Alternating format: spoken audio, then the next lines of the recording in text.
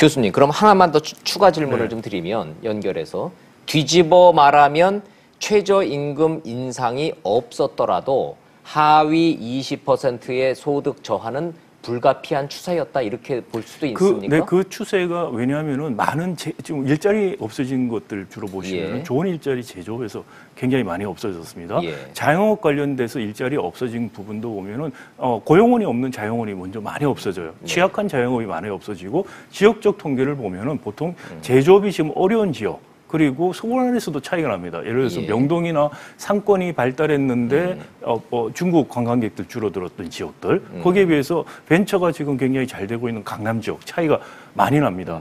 그런 원인들이 있다는 것들을 우리가 데이터에서 읽을 수가 있고요. 그래서 지금보다 근본적인 문제는 우리 제조업의 경쟁력 상실 문제다라는 부분이고 이것을 어떻게 슬기롭게 극복하느냐가 문재인 정부가 가장 착안을 해야 될 부분이다. 그리고 최저임금을 급격한 인상, 내년에 합계하면 2년 동안에 누적해서 한 30%가 됩니다. 이건 굉장히 많은 인상이고요.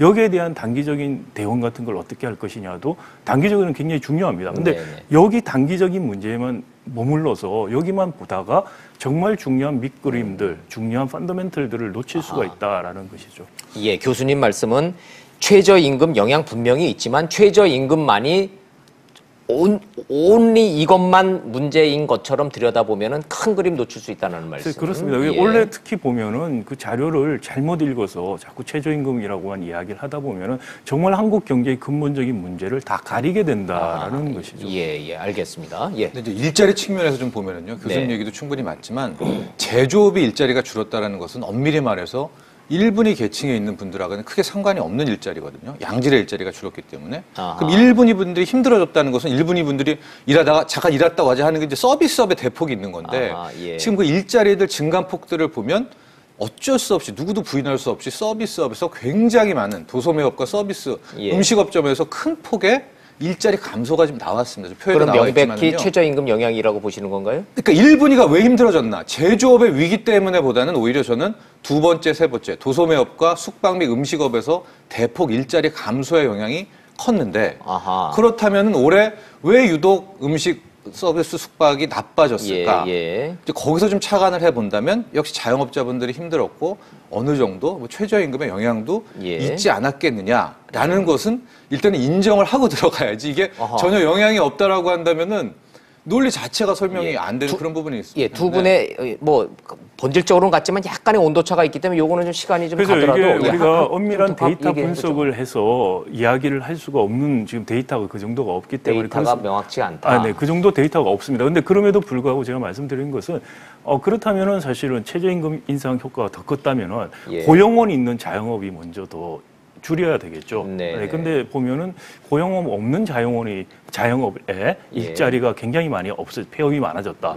그리고 지역별로 보더라도 최저임금 인상은 골고루 갔는데 특정 지역에서 폐업들이 많았어요. 그러니까 말씀하신 부분들이 제조업이 그 지역이나 관광산업이 나빠지면서 옆에서 그 지역에서 영업을 하셨던 자영업이 다들 문을 닫고 그 중에서도 가장 취약한 자영업부터 지금 문을 닫고 있다. 근데 이런 상황에서 최저임금을 많이 올리는 것이 바람직하냐 저는 이런 이야기는 하고 싶습니다. 그건 맞는 말씀이신데 원래 일어나는 이 현상들 자체가 최저임금 때문에 그렇다고 이야기하면 최저임금의 급격한 인상만으로는 100% 설명이 학술적으로 안 된다는 말씀.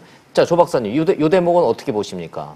조 박사님. 사실 올해 1년 동안 굉장히 많이 받았던 질문인데요. 예. 최저임금 인상의 영향을 어디까지로 볼 것이냐. 저는 하위 소득 20%, 맨 밑에 지역에서 못 산다고 평가가 되고 있는 하위 20%의 분들이 왜 더 어려워졌느냐, 소득이 왜 더 줄었느냐, 정부는 이거를 끌어올리려고 했는데 요 질문 드리고 있는 겁니다.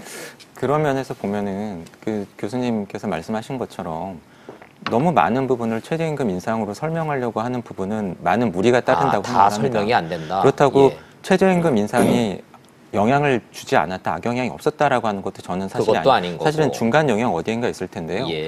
앞서 말씀드렸던 강조했었던 소득 하위 20% 계층의 소득 증가율, 소득 상 20%의 소득 증가율은 물론 그 조사는 지금 저희 같은 일을 하는 사람들 사이에서도 많은 한계점 논란이 있는 거고요. 네. 근데 올해는 부정적인 측면으로 지금 시그널이 나와서 그렇지만 사실은 지난해에는 반대로 긍정적인 측면으로 신호들이 나왔었거든요. 그랬군요. 그게 올해 들어서면서 너무 드라마틱하게 바뀌다 보니까 사실은 이슈가 되었던 건데 사실은 교수님께서도 말씀하셨고 평론가님께서도 말씀하셨지만 지표를 보고 있는 사람들 입장에서는 사실 그렇게 놀랍지는 않았어요. 왜냐하면 올해 봄부터 저 통계는 분기마다 나오고요. 가계훈육복지조사 자료는 1년 만에 한 번씩 나오지만 네. 매달 나오는 자료가 있거든요. 고용동향 같은 자료는 매달 나오는데 그렇죠. 고용동향 자료를 보면은 지금 방금 말씀들 하셨던 그런 시그널들이 계속 나왔습니다. 그렇죠. 가령 뭐 임시직, 일용직 중심으로 일자리는 주는데 상용직은 다소 늘고 그리고 고용원을 못 두는 아주 영세한 자영업자들은 주는데 네. 그리고 고용원을 두고 있는 자영업자들은 늘어나고 예. 그러한 면에서 보면은 한 가지 방향은 분명했거든요. 어렵고 영세한 계층일수록 더 타격을 받을 가능성을 계속적으로 보여주고 있었던 거죠. 알겠습니다. 이 명확한 원인 분석은 3월에 나오는 무슨 통계요? 네, 가계금융복지조사. 가계금융복지조사. 3월에 나오는 건 아니고요. 내년 말에 나옵니다. 내년 말에 나온다. 3월의 상황을 보여주는 거죠. 3월의 상황을 보여준다. 네.